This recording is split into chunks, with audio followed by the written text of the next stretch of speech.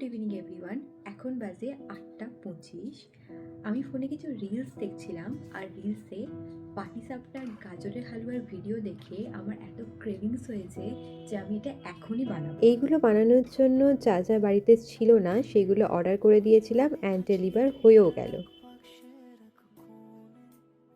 প্রথমেই পাটিসাপটার জন্য পুরটা বানিয়ে নেব।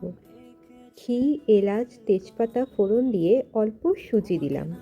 তারপর একে একে দুধ, খোয়া ক্ষীর, অল্প নুন, বাতাসা অ্যান্ড লাস্টে মিল্কমেড। এই তো আমার পুর একদম রেডি। তারপর ব্যাটারটা বানানোর জন্য সুজি, ময়দা, চালের গুঁড়ি, নুন, চিনি আর দুধ।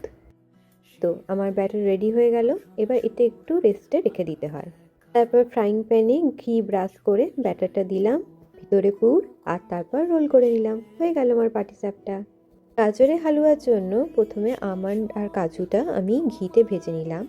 তারপর আবার ঘিতে এলাচ আর লবঙ্গ ফোড়ন দিয়ে গাজরগুলো একটু ড্রাই করে ভেজে নিলাম।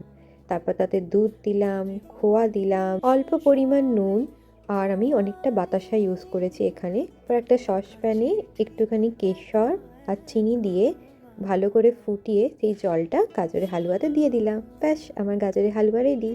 এই ভিডিওটা এতটা পর্যন্তই। আবার দেখা হবে অন্য ভিডিওতে। টাটা।